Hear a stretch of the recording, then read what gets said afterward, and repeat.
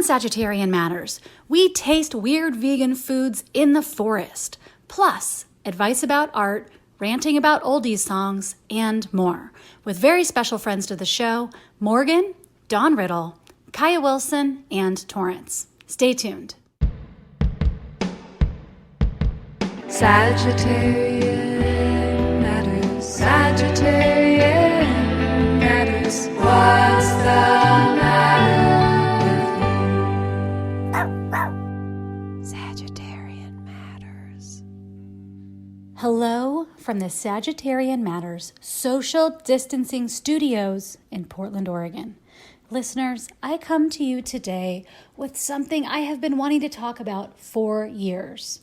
I hope you're sitting down and I hope you've listened to the Oldies station in your lifetime, because the thing I want to talk to you today about, the thing that is on the cutting edge, the crucial thing we need to discuss, are the lyrics to the song Wake Up Little Susie by the Everly Brothers. Wake up, little Susie, wake up.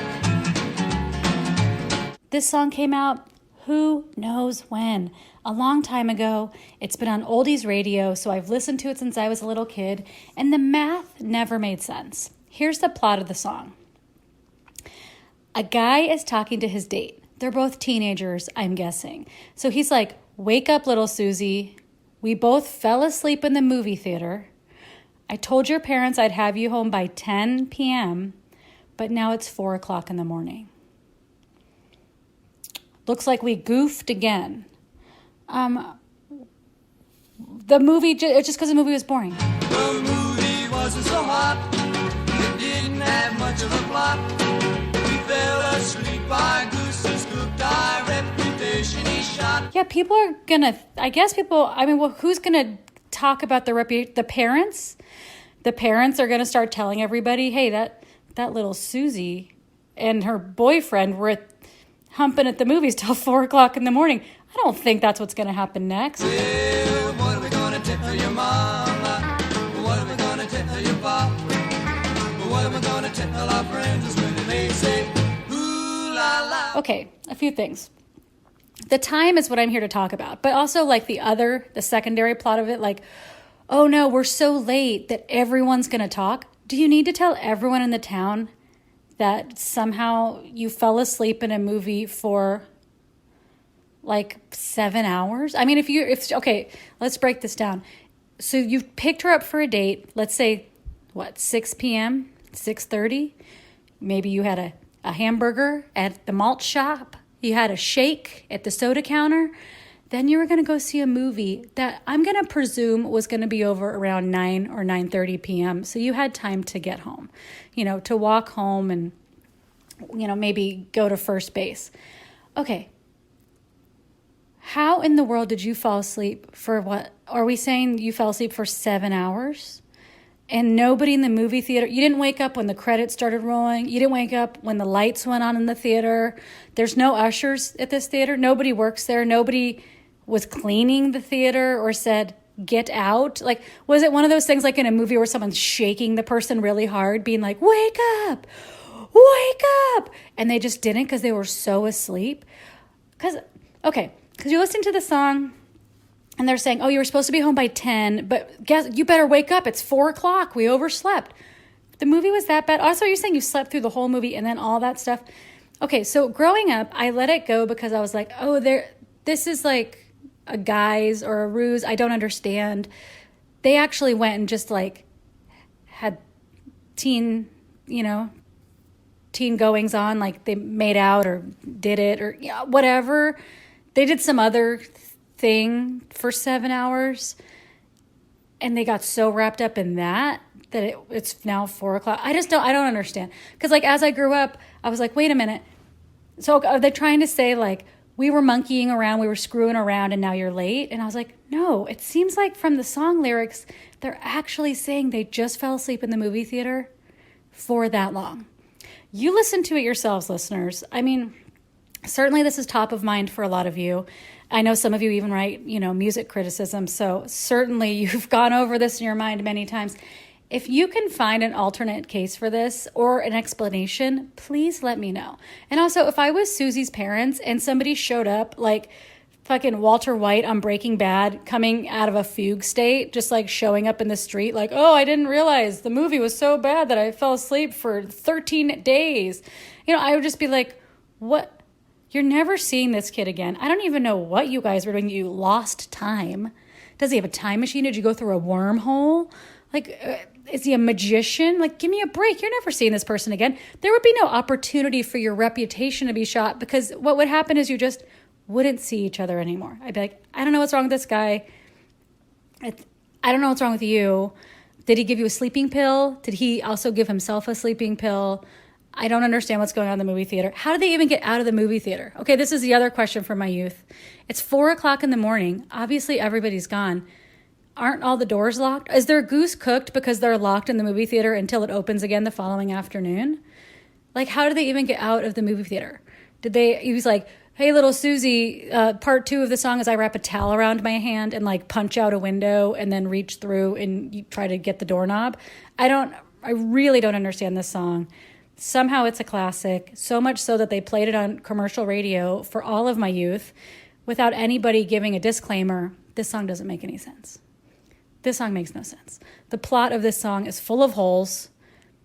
I don't even understand what I'm supposed to take away from this song. Okay. Listeners, let me know what you think, and enjoy the show.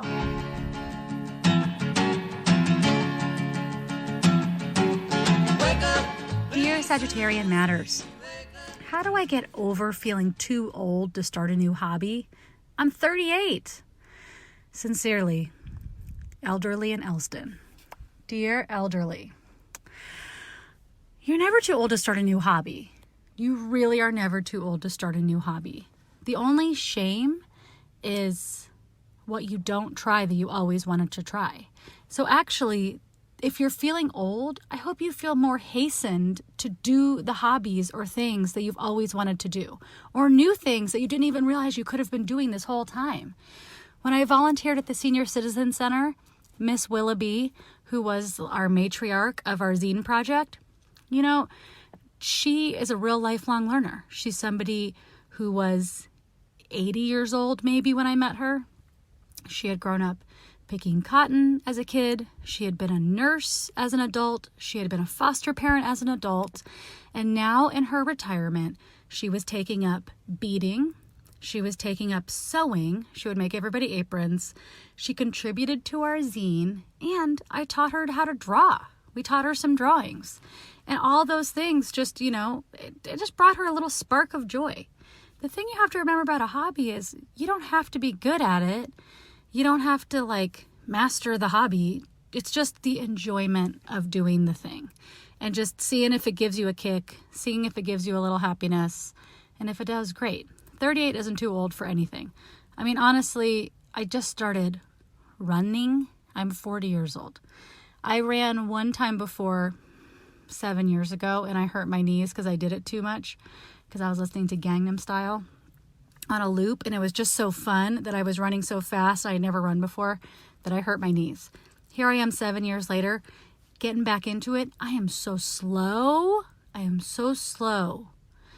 I don't understand how to do it yet, so my headphone cord's flopping around, my fanny pack's banging against me. It's very uncomfortable, but I'm trying it. I'm starting new things. So, lifelong learner. It sounds like a dorky thing to call yourself, but secretly, I think that's the best way to be. You can teach an old dog new tricks. Okay. Next question. Dear Sagittarian Matters, how do you narrow down a project? I have too many art ideas. From Ambitious in Alabama. Dear Ambitious, well, how do you narrow down a project? Okay. For me, there are some projects I'm just compulsed to do on a daily basis. I'm somebody who keeps a lot of plates going at the same time. I always have diary comics, a notebook with my diaries, with my drawings, with sketches from meetings, with notations, with all the podcast stuff. I have all that stuff in notebooks, and I'm just going to do that no matter what. As far as long-term things for me, and I'll keep going okay, I also have a giant painting going because I found a giant canvas. and I wanted to do something with it besides throw it away. So I'm working on a giant painting of a manatee. Okay, that's there whenever I choose to pick it up. As for longer projects, I wait to see what is asked for. So that could be you just with yourself being like, ooh, this is the project that makes me the most excited, or this is the project I need to get out of me that will feel like cathartic or important or is calling me or has the most trouble in it. And so I need to resolve something through this project or understand something that's been nagging at me through this project. Or somebody just offered me money for this, or there's a deadline. The deadline could be you want to submit to an anthology. You want to submit to a group art show. You want to submit this to something, or you personally have some friends that are doing something in this vein.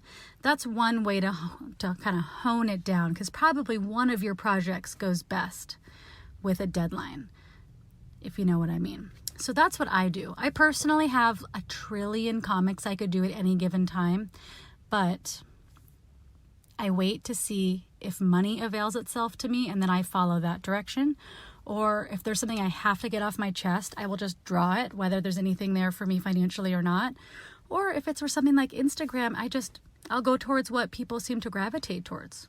My friends really seem to enjoy anonymous fuzzballs. I get a lot out of that. So, sometimes if those other projects are on the back burner or they're on a pause or something's happening with them, I'll do a fuzzball.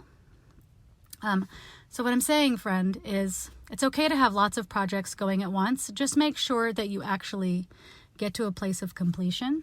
This is a side note you didn't ask for. I've said this before, and I say it in class. Perfectionism is the enemy of productivity. And I think if you are beginning as an artist, which I think this advice asker may be just from inside knowledge I have, if you're just getting into your artistic voice again, or you're trying a new thing, try your best to finish something. Whether it feels perfect or not, just try your best to get to the place of something being finished. Don't let it sit around for long enough for you to look at it again and be like, wait, I don't like it, or for your style to change so much that you want to overhaul the whole thing. Just let something be a testament to where you are right now. So I would actually set those goals very low. If you're just starting out, set those goals low. If you are a cartoonist, 1 page of comics. If you are a painter or whatever, just 1 piece. Just finish 1 piece. I challenge myself when I sit down to draw, if I really fuck up a drawing, like the first third of the way through, and I have the instinct to just can it, I don't. I finish every drawing. Because if you just keep drawing, and if you just keep working at the thing, part of being an artist is working with your mistakes, covering up your mistakes, or working with them, or using them as an opportunity to do something different that you hadn't anticipated when you sat down. So generally, by the time I get to the end of a piece, even if I messed something up early on, I will find something redeemable. By continuing the drawing, I've allowed something redeemable to come forth, and then I'm glad that I didn't just have a trash can full of half-finished drawings.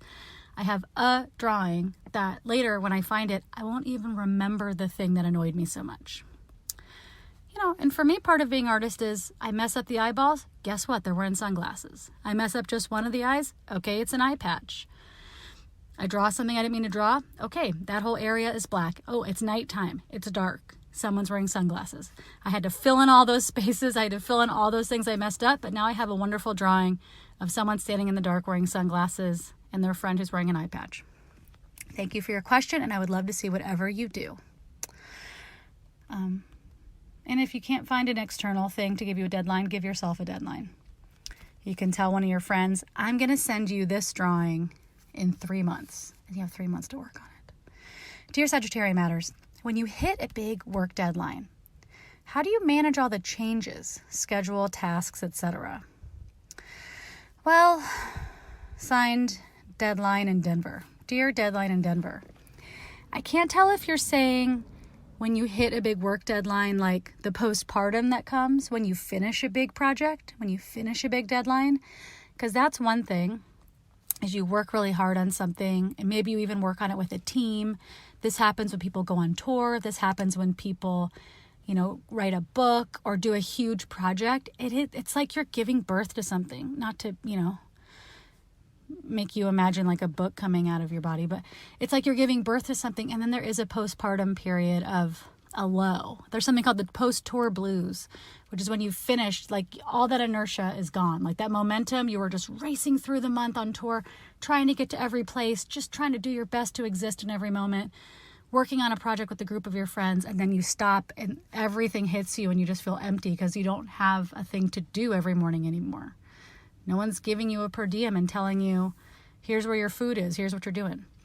But I think what you're saying is, how do you arrange your schedule to hit a big work deadline?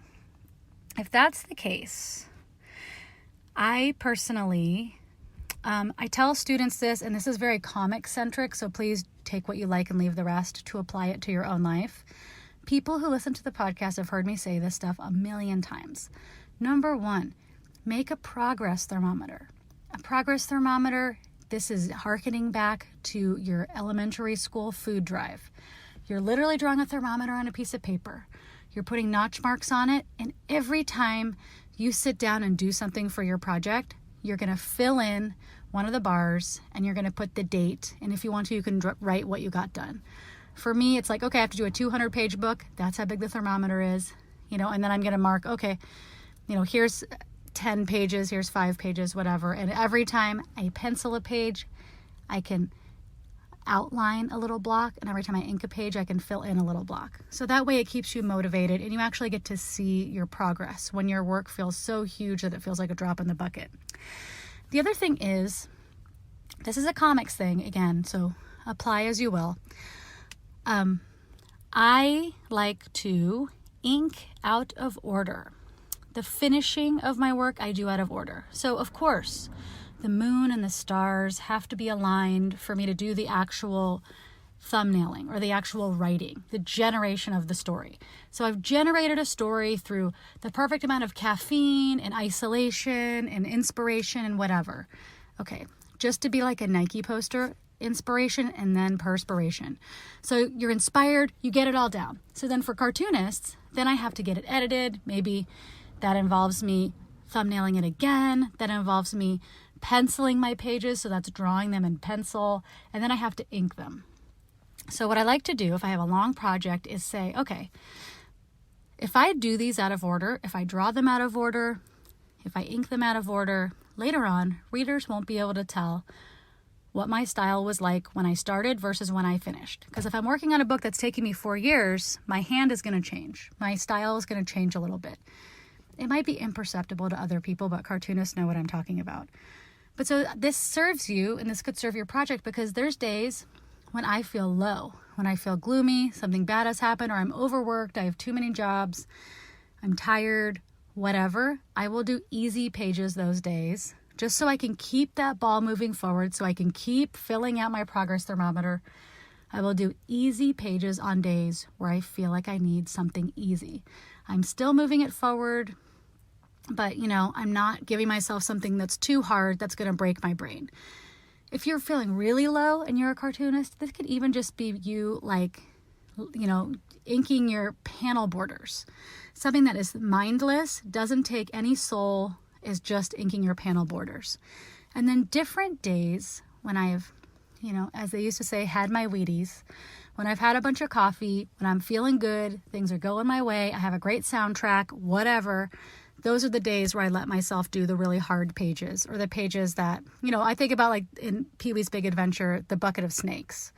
Like, he goes to the pet store, it's on fire. He goes and he keeps looking at the snakes and he's like, ew.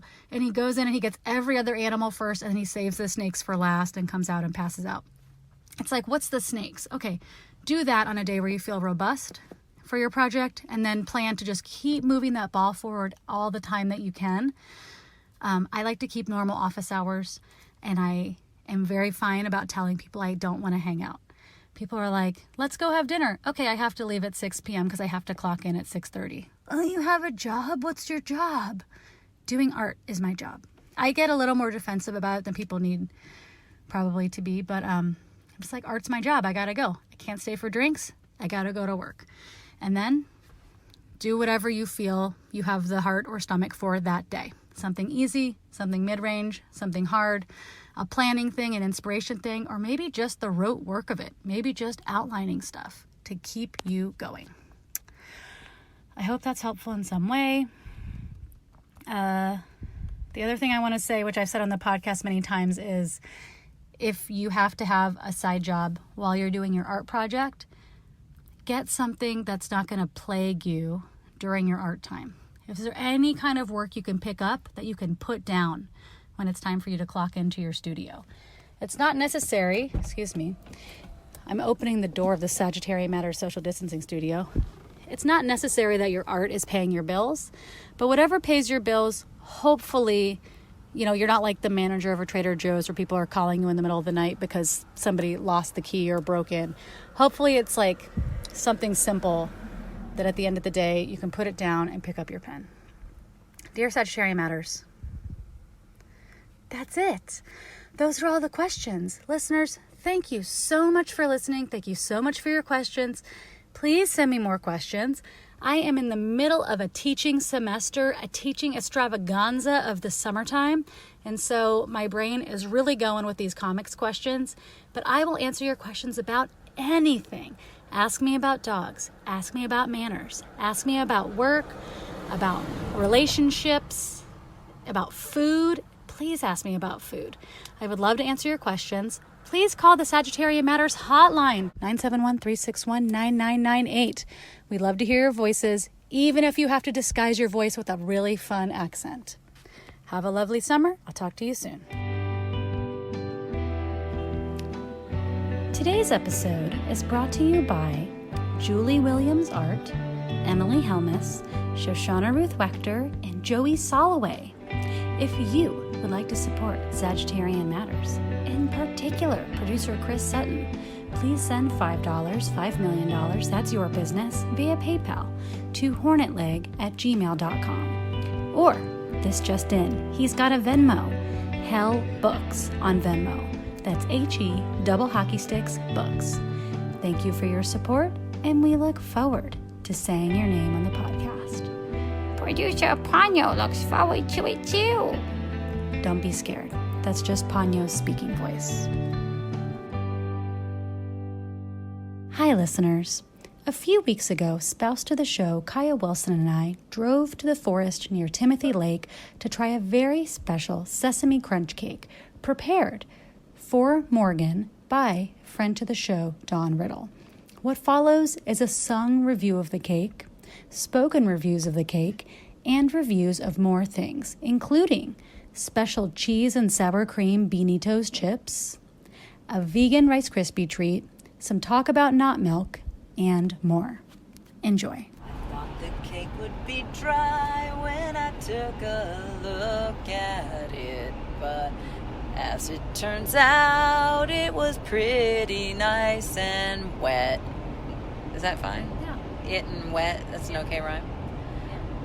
And it tasted like almonds, but kind of like amaretto too. Like almond is like how amaretto is very much more kind of, what is it, more perfumey, more fragrant, more flowery. And it just had a nice kind of soft taste profile. Buckwheat is good for you. Buckwheat is a superfood.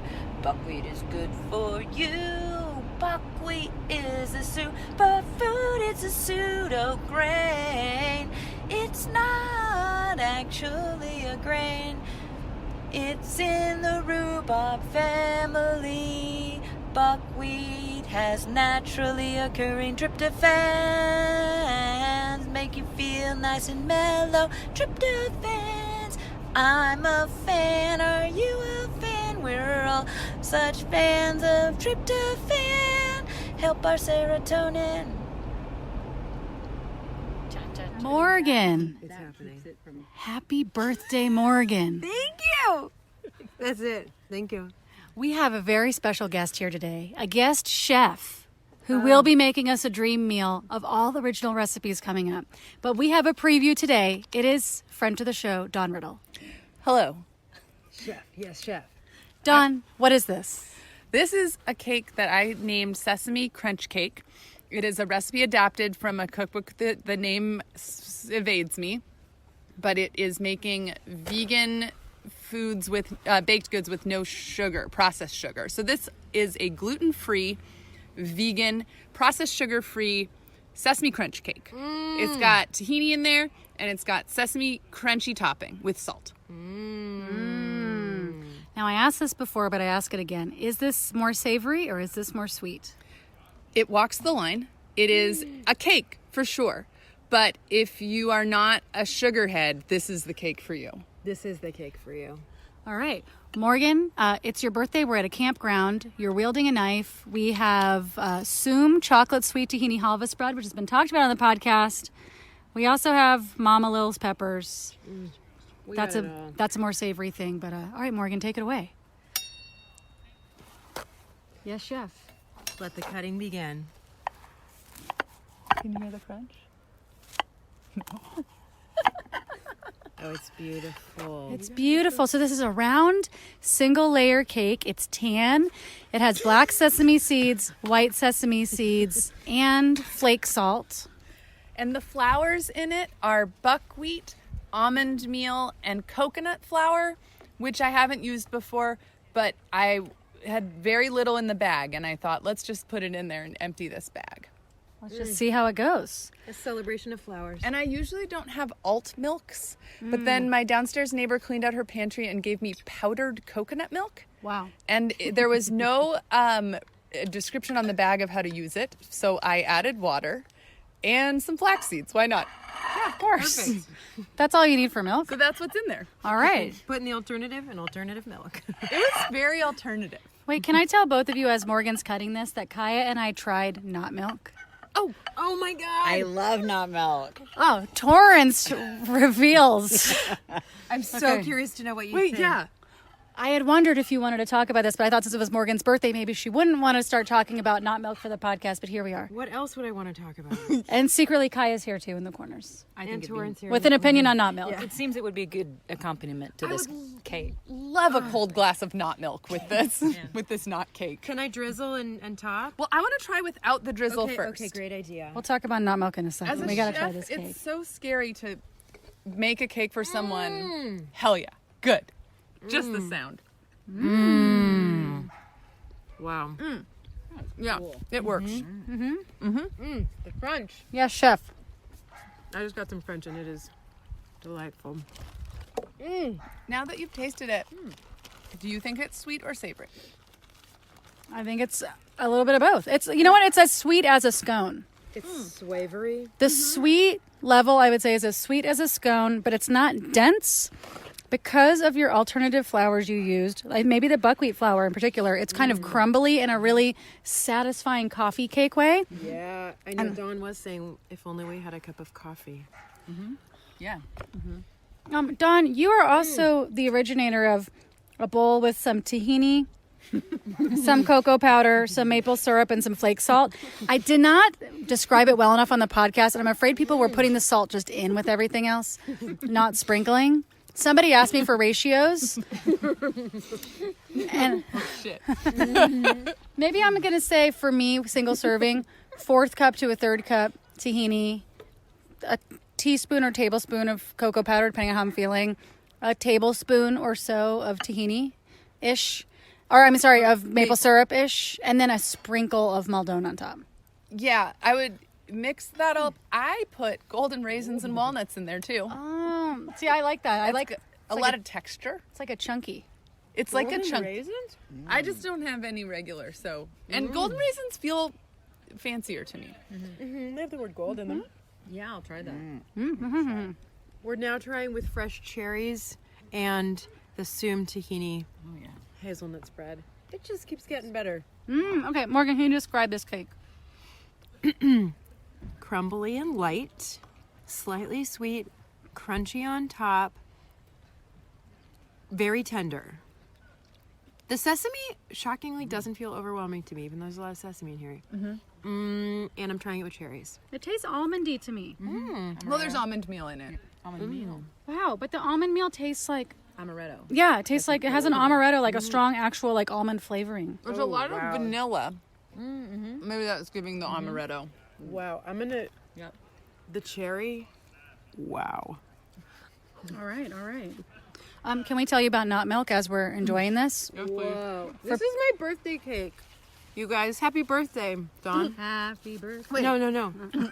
This is wonderful. Try this. I didn't ask consent. My apologies. There's a cherry and some chocolate tahini. I wish I knew the name of the more cake for the cherry. It's so good.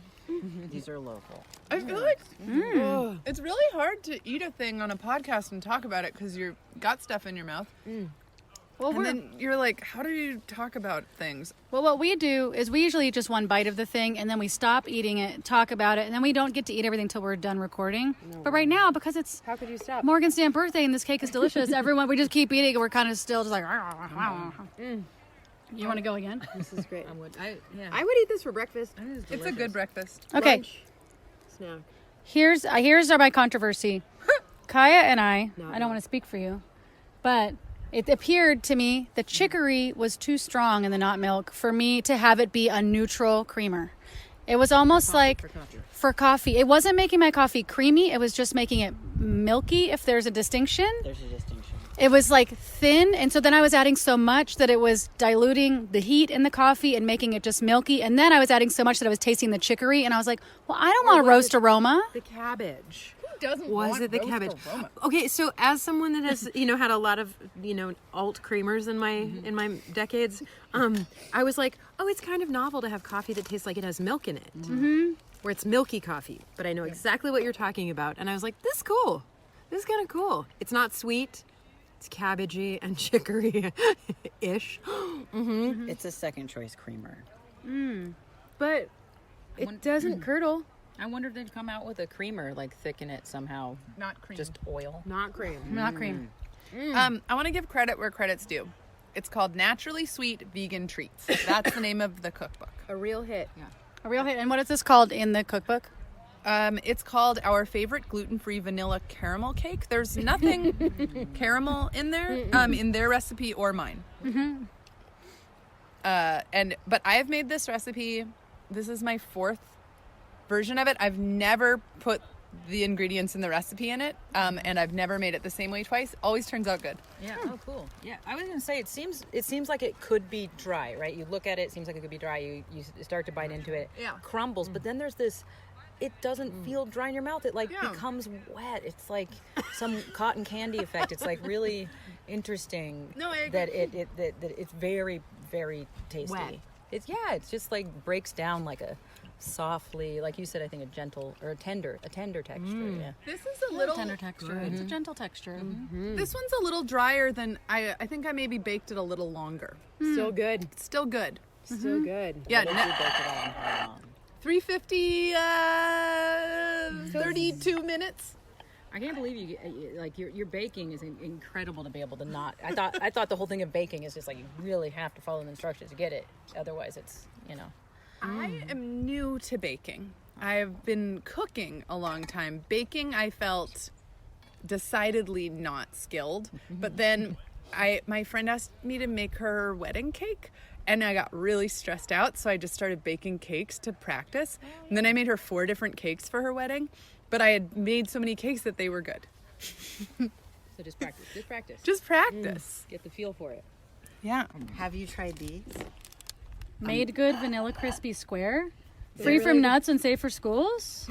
They're vegan Rice Krispie treats, Thank God. and they include ingredients such as brown rice syrup, salt, vegetable extracts, including spinach, broccoli, carrots, tomatoes, beets, shiitake, mushrooms. We have it all. Mushrooms.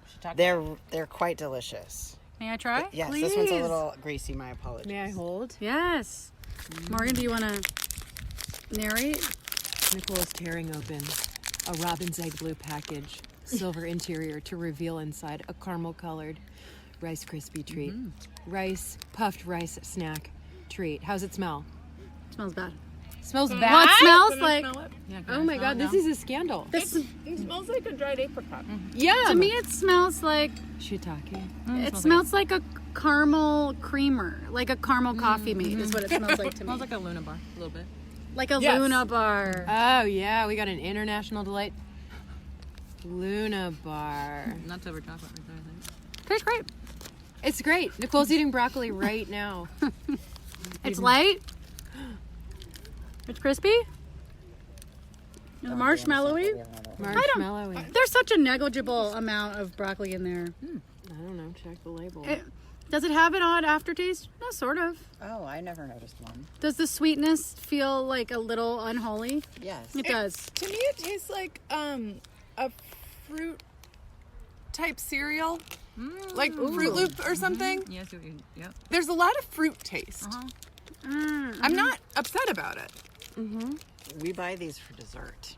Yeah. They're dessert. I mean, it would be nice with some salty nuts. Yeah. Ooh. Salty Because nuts. it's so sweet. You heard it Like a here. balancer. Yeah. Well, we've Salty had nuts. quite an array of things today.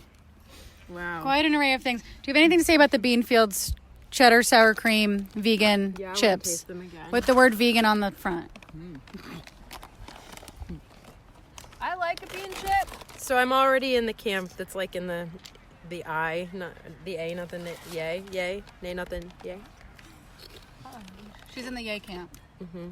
Yeah. Okay.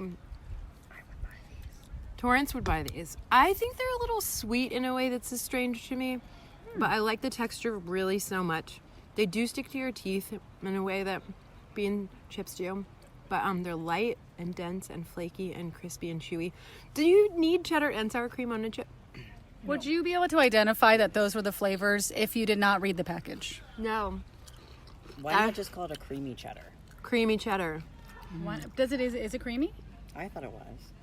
Is it different than a nacho cheddar? Yes. Nacho Yeah. cheese. I Okay. think I wanted more sour. That's what I was hoping for, like, or some sort of like acid or something, just to linger, Or a spice. to linger on a little longer. salty nut. On the yeah.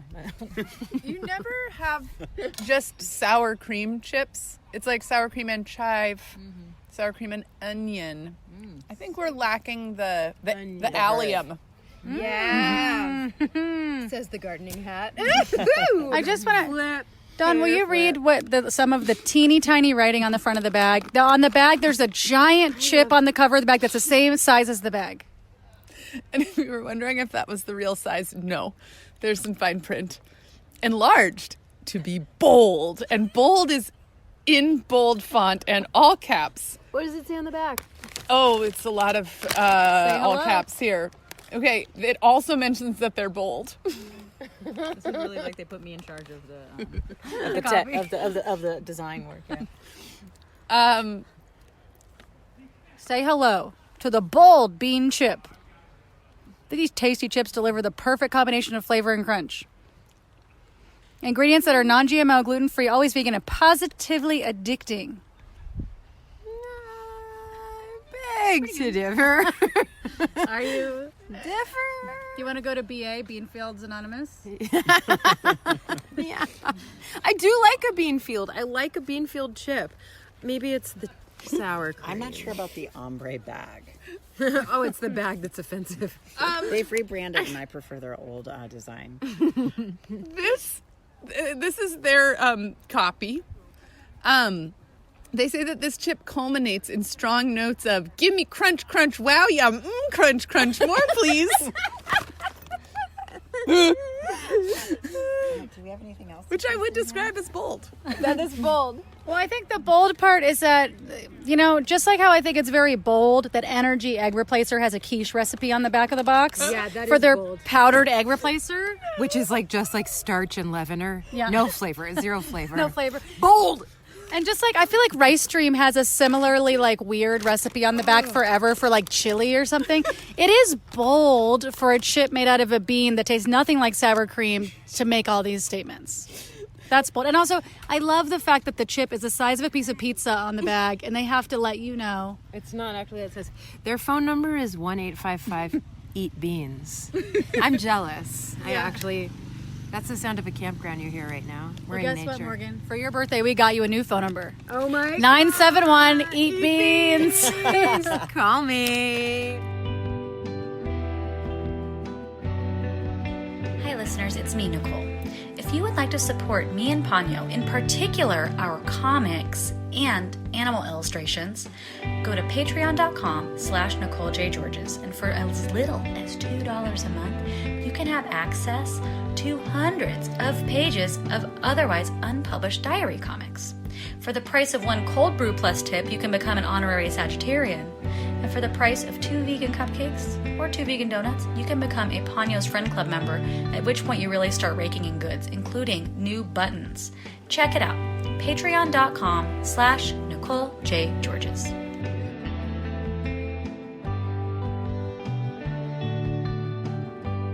Welcome back to Sagittarian Matters. I'm back. Where are you and what are you eating? Wow. In a garage, in the forest, surrounded by friends, family, loved ones, and we are eating. So sorry, Ponyo. Morgan just opened up a cookie and spilled chocolate onto the dog's fur. It did do that like cookie melt thing, which was really nice. Generic vegan pre-scooped cookie pucks that you take home, and they're take and bake. Chocolate chip cookies from Fred Meyer, Simple Truth brand. We brought them to a party just to share with Nicole. Okay. There's a dog in the background. It's not ours. No, Ponyo's perfect. Wow. You know, for like a generic supermarket cookie brand, I mean, I really want to do a whole tour of generic, whatever that is, like house branded. I think there's a dog upstairs, maybe locked in there. Oh my God. Free your dog. The rest will follow. They're chewy. They suggested 17 to 20 minutes, and I did 18. Okay. So, I mean, for convenience, 100 out of 100. You just put some pucks on a tray, turn the oven on, and you're done. We did them in the toaster oven. I'd pay $3.50 for this cookie. You know what? I think that's what they cost. For one cookie? Yeah. You get a dozen. What a deal. Okay, well, so I have something weird for us. For Duncan? Spouse to the show, Kaia, bought this. I think it's Califia brand. Mushroom oat milk. What kind of mushrooms? I did not bring the container Oh my gosh. because I knew it was going to be out all day. I'm dying to know. So Is this medicinal? And I don't mean hallucinogenic. Like, are we going to get smart? No, but I want to tell you something, which is I recently started taking turkey tail. We've drank turkey tail. But I started taking turkey tail. It has done wonders for my digestion. What? Yeah. What? Problems I have had for a long time, this turkey tail really soothed. I'm really glad to hear this. Mushrooms finally getting the respect they deserve. Check them out. Do you want to try this? Yeah. Okay. Hot to the touch in a tiny plastic container. Maybe it had like a skin lotion in it before. It's been in my tote bag. For like 5 hours in 90-degree heat. It looks like it has the Smithsonian logo on the front, but I'm not sure if that's true or not. I am living in a subletted house in Portland, Oregon, where there just happens to be these tiny plastic Tupperwares in the cupboards in the kitchen. I didn't want to bring the whole oat carton because I knew we would be out for 8 hours today. And so I thought, I'm just going to put one of these tiny little plastic things, bring it to Morgan. It looks reminiscent of breast milk. Yeah. Yeah. All right, straight from the teat. Here we go. Thin, in a non to low fat in a 1% range. I taste no mushrooms. This tastes fine. Really neutral. Would you put it in your coffee? I like a creamy coffee, so I might skip on this one. Does it hold up to coffee? Question. We can figure this out at home. Part 2, you'll have to tune in. Okay. This is great. I put in other stuff. I would drink it. It might be better if it was cold. I don't see how that could be. That's not possible. 90-degree milk on a 90-degree day? Does it taste like breast milk? I've never had. So I can't say yay or nay. But it's not very sweet. It's not super rich or like flavory. It's just very neutral. Is it non-offensive? I'm 100% not offended. And if it helped if it had turkey tail in it, digestion and brain and everything else, I would definitely buy this. Oh, wonderful. Anybody who has seen or heard of Paul Stamets, the Mushroom Man, he helped treat his mother's cancer with turkey tail. And I was like, oh, come on. Oh, come on. And then I was at the store and I was like, $60. I'll be a monkey's uncle. And then but one of the things it said, I was like, what's it good for? And it said gastrointestinal issues. And what am I if not? A GI issue. A GI issue. So GI orgies. I really like turkey tail, and I'm so glad you like this oat mushroom milk. I really think, we're in the time of mushrooms. We're in the time of mushrooms. Finally, I'm really happy about it. Yeah. I can't wait. I would definitely buy that. I really want to know exactly what's in it. We'll have to do a part 2. Yeah, we'll do a part 2. Yeah. Morgan, these cookies are great. I give them a thumb up. I give them 5 stars. Wow. You are a professional baker, and I feel like you sprinkled some of your magic onto these because the edges are crispy, the inside is chewy. They're everything you want a chocolate chip cookie to be. Wow. They're not funky in any direction. They're not Morgan funky with too few chocolate chips. I hate too many chips. But they're also not Nicole funky with too many chocolate chunks. There's no sea salt. There's nothing weird about them. They're very classic, everything you want a classic cookie to be. And you do love a substitution. A classic Nicole dessert is like, I made this chocolate chip cookie recipe that you sent me, but I did sub, 7 out of 10 ingredients. I didn't. 3 out of 10, definitely. But they're not funky in any which way, and they are chewy in the middle, crispy on the edge. I'm going to try to explore the entire line of Simple Truth. Okay. Generic products. Yeah. So this is just a little amuse-bouche, an appetizer, and the feast to come. Well, Morgan, thanks for amusing my bouche. Anytime. Your bouche is my bouche. And Ponyo, sorry there's chocolate on your fur.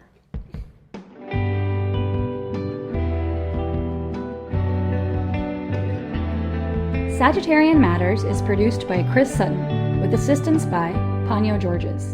Our theme music is composed by Carolyn Pennypacker Riggs of the band Bouquet. Thank you for listening, and I'll see you next time.